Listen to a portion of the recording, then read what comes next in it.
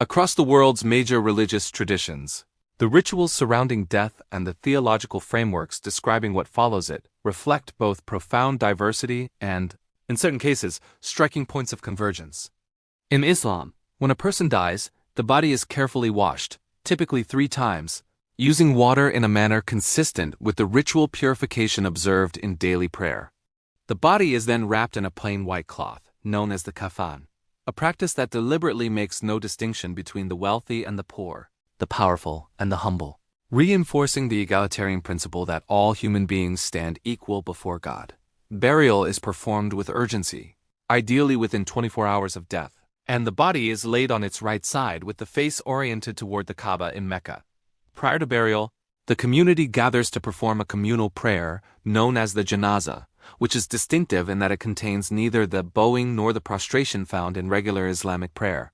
It consists entirely of standing and supplicating God for mercy on behalf of the deceased. According to Islamic theological tradition, however, the most consequential events begin after the burial itself. 2 angels named Munkar and Nakir are said to visit the deceased in the grave and pose 3 fundamental questions. Who is your Lord? What is your religion? Who is your prophet? For those who lived as sincere believers, the answers come with ease. The grave expands to a vast and comfortable space, and a window opens toward paradise, granting the soul a vision of its eventual destination, where it rests peacefully until the day of judgment.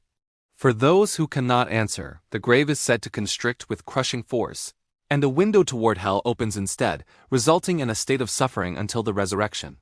This intermediate phase, during which souls await the final judgment, is referred to in Islamic teaching as the Barzakh, a barrier or threshold between earthly life and the hereafter. On the day of judgment, a trumpet blast signals the resurrection of every soul that has ever lived, and all of humanity is gathered on a vast plain. Islamic scripture describes the sun being drawn close to the assembled masses, with people standing in their own perspiration to varying depths according to the weight of their deeds. Each person receives a record of their actions, the righteous receiving it in their right hand, the condemned in their left hand behind their back, and every deed, no matter how small, is weighed on scales called the mizan, where even the equivalent of an atom's weight of good or evil is accounted for. Following judgment, all souls must traverse a bridge called the sirat, which stretches over the abyss of hell and is described as being thinner than a hair and sharper than a blade. Believers cross this bridge at varying speeds according to the quality of their deeds, some with the speed of lightning, others walking slowly and others crawling, while the prophets go first and call out for the salvation of their followers. Those who are condemned fall from the bridge into the fire below. Islamic tradition describes 7 levels of both hell and paradise, with the highest tier of paradise, known as the Firdaus, representing the ultimate destination of the most righteous souls. Judaism, which shares deep historical roots with Islam, observes many similar funerary customs. The body is washed and prepared for burial by a sacred volunteer society known as the Shevra Kadisha, then wrapped in a plain white burial shroud and placed in a simple wooden coffin, with interment occurring as quickly as possible, typically within 24 hours. What distinguishes Jewish theological thought about the afterlife, however, is its notably different conception of consequences after death. The Jewish equivalent of hell, referred to in rabbinic literature as Gehinnom, is not conceived as a place of eternal punishment, but rather as a state of purification, a temporary process through which the soul is cleansed of the moral and spiritual residue it accumulated during life. The maximum duration of this purification, according to traditional texts, is 12 months, after which even those who lived poorly are considered to have completed their cleansing and move on. This stands in marked contrast to the eternal hell described in both mainstream Christian and Islamic theology. The righteous, by contrast, are understood to proceed directly to Gan Eden, the Garden of Eden, a state of closeness to God, spiritual peace, and profound fulfillment. Jewish teaching also holds, perhaps unexpectedly to outsiders, that righteous individuals from all nations, not solely Jews, have a portion in this realm. Beyond the immediate afterlife, Jewish tradition anticipates a future event known as the Olam Haba, or the world to come, preceded by the arrival of the Messiah, who will usher in an era of restored justice, universal peace, and the physical resurrection of the dead. Bodies and souls will be reunited, and existence will continue in a perfected world free from suffering, injustice, and death. It is worth noting that significant variation exists within Judaism on these matters. Orthodox Judaism affirms a literal physical resurrection, while Reform Judaism tends toward a more metaphorical interpretation, emphasizing the eternal nature of the soul rather than the return of the body. The mystical Kabbalistic tradition introduces yet another layer, teaching a doctrine of Gilgul, or reincarnation, in which the soul returns to earthly existence across multiple lifetimes until it fulfills its spiritual purpose. Christianity, which emerged from the Jewish tradition and shares many of its foundational texts, developed its own distinct understanding of the afterlife, with significant variation among its major branches. In Catholic teaching, the soul undergoes an immediate particular judgment at the moment of death, after which it is directed toward heaven, hell, or purgatory. Purgatory, a concept not found in Protestant Christianity, is understood not as punishment but as a process of purification. For souls who are ultimately destined for heaven but are not yet fully prepared to enter into the direct presence of God, the duration of this purification is unspecified and understood to vary for each individual. A distinctive feature of Catholic belief is that the living can actively assist souls in purgatory through prayer, the offering of masses, and acts of charity, a conviction that underlies the Catholic practice of praying for the dead. Every soul that enters purgatory is, in this framework, ultimately guaranteed to reach heaven, making it a temporary and redemptive state rather than a punitive one. Hell, in Catholic theology, represents eternal separation from God and is understood as the definitive consequence for those who die in grave sin without repentance, while heaven is described as the beatific vision, the direct, unmediated experience of God, in which the soul lives in complete and everlasting joy. At the end of history, Catholic teaching anticipates the return of Jesus Christ, the resurrection of all the dead, a final universal judgment, and the creation of a renewed heaven and earth in which the saved will dwell forever. Orthodox Christianity shares much of this framework but adds a more detailed understanding of the soul's immediate postmortem experience. According to Orthodox tradition, the soul spends approximately 40 days after death revisiting places associated with its earthly life and confronting its past actions. Some traditions within Orthodoxy describe this as a journey through what are called aerial toll houses, in which the soul is questioned by spiritual beings about specific categories of sin. This 40-day period is treated as spiritually significant by the Orthodox faithful, during which special prayers and liturgical services are held on behalf of the deceased. The overarching theological goal in Orthodox Christianity is thesis, a process of transformation by which the soul draws ever closer to God and participates increasingly in the divine nature. Notably, Orthodox theology tends to view heaven and hell not as entirely separate locations, but as different subjective experiences of the same divine reality. For those who have loved God and been transformed by that love, God's presence is radiant and joyful, while for those who have resisted or rejected that love, the same presence is experienced as agonizing. Protestant Christianity, the third major branch, generally rejects the doctrines of purgatory, prayers for the dead, and the 40-day postmortem journey, teaching instead that a person passes directly to either heaven or hell upon death, with the outcome determined primarily by faith in Jesus Christ.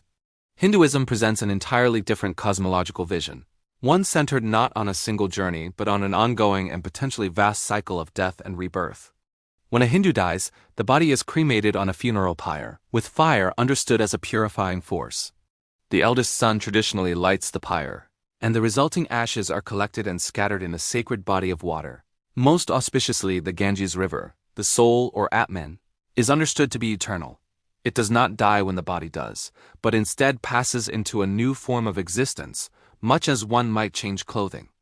Emissaries of Yama, the god of death, are said to conduct the soul to his realm, where the entirety of the individual's life is reviewed and the accumulated balance of good and bad karma is assessed. Based on this accounting, the soul may experience a period in Swarga, a heavenly realm of reward, or in Naraka, a hellish realm of suffering, before being reborn into a new life. Crucially, both of these states are temporary. Once the relevant karma is exhausted, rebirth resumes. The circumstances of each new birth, the family, health, social position, and conditions one is born into, are understood to be shaped by the karma carried from previous lives. This repeating cycle of birth, death, and rebirth is known as samsara, and the ultimate aspiration of Hindu spiritual life is moksha, or liberation from this cycle entirely. The means of achieving moksha vary across Hindu traditions. For devotees of Vishnu, it involves reaching Vaikuntha, the eternal realm of Vishnu, where the liberated soul resides in permanent peace. For followers of Shiva, it is often understood as a merging with Shiva in which individual identity dissolves into ultimate reality. And the Advaita Vedanta philosophical tradition teaches that the individual soul and the universal consciousness were never truly separate to begin with, and that moksha is simply the recognition of this truth, an awakening to what has always already been the case. Buddhism, which emerged historically from within the broader Hindu cultural world, both inherited and fundamentally transformed the concept of rebirth. Buddhist teaching denies the existence of a permanent, unchanging self or soul, raising the immediate question of what, precisely, is reborn from one life to the next. The Buddhist answer is that it is consciousness, not a fixed entity, but a stream of mental continuity that persists across lives in a manner often compared to one candle lighting another. The new flame is causally connected to the first, but is not identical to it. This is why Buddhism tends to use the term rebirth rather than reincarnation, preserving the causal connection between lives while rejecting the idea of a transmigrating soul. In Theravada Buddhism, practiced widely in Southeast Asia, rebirth is understood to occur immediately upon death, with consciousness transitioning directly into one of 6 possible realms of existence based on the karmic weight of the life just lived. These 6 realms include the God realm, the realm of jealous gods, the human realm, the animal realm, the realm of hungry ghosts perpetually tormented by insatiable desire, and the hell realms of intense suffering. Though none of these, including the hell realms, are considered permanent. Mahayana Buddhism, practiced across East Asia, elaborates these possibilities further, with Pure Land Buddhism teaching that sincere practitioners can be reborn in the pure land of Amitabha Buddha, a realm of ideal conditions for the pursuit of enlightenment. Tibetan Buddhism offers perhaps the most intricate description of the afterlife process, centered on the bardo, an intermediate state lasting approximately 49 days between death and rebirth, through which consciousness passes through a sequence of visionary experiences. Shortly after death, the consciousness is said to encounter a brilliant clear light representing its own true nature. If recognized as such, liberation is immediate. If the moment is missed out of fear or confusion, a series of peaceful and then wrathful visionary figures subsequently appear, each representing another opportunity for liberation if the consciousness understands them as projections of its own mind rather than external realities. Throughout this 49-day period, Tibetan monks may recite aloud from the Bardo Thodol, commonly known in English as the Tibetan Book of the Dead, to guide the consciousness of the deceased through these transitions. If liberation is not achieved during the Bardo, rebirth into one of the 6 realms follows. The ultimate goal across all Buddhist traditions is not a heavenly afterlife but nirvana, the complete cessation of craving, attachment, and ignorance that constitutes the end of the cycle of birth and death altogether. Nirvana is described variously as a peace beyond ordinary comprehension, or metaphorically as a drop of water dissolving into the ocean, suggesting not annihilation but the transcendence of individual limitation.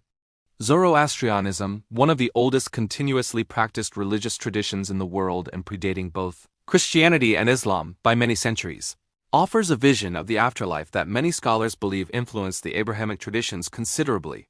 Traditionally, Zoroastrians avoided both burial and cremation on the grounds that the earth and fire were sacred and should not be defiled by contact with a corpse. Instead, the dead were placed atop elevated structures known as towers of silence, where birds of prey would consume the body. Contemporary Zoroastrian communities, responding to modern legal and social conditions, now largely practice burial or cremation instead. After death, the soul is believed to remain near the body for 3 days while prayers are offered on its behalf. On the 4th day, the soul arrives at the Chinvat Bridge, which divides the world of the living from the realm of the dead.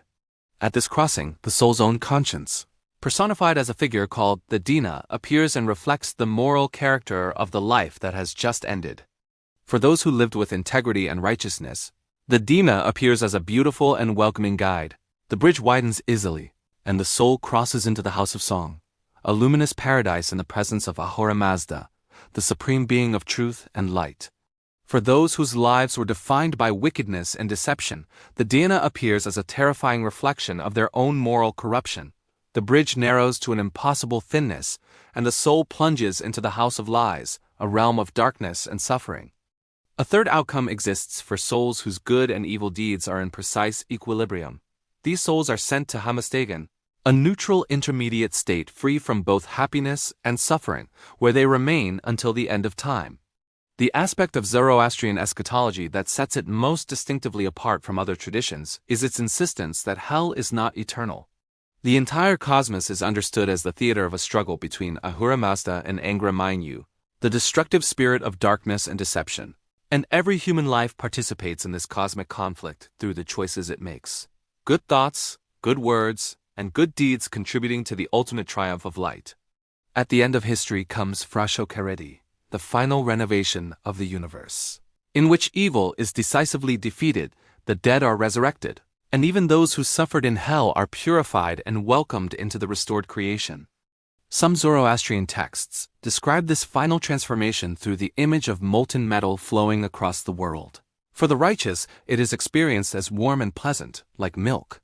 For the wicked, it burns and cleanses until they too are made pure.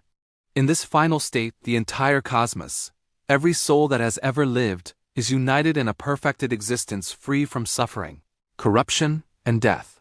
Though Zoroastrianism today counts only approximately 200,000 adherents, concentrated primarily in India and Iran, its theological contributions to ideas about individual judgment, cosmic resurrection, and the ultimate defeat of evil have had an influence far exceeding its numbers, echoing through the doctrines of traditions that have shaped the lives of billions.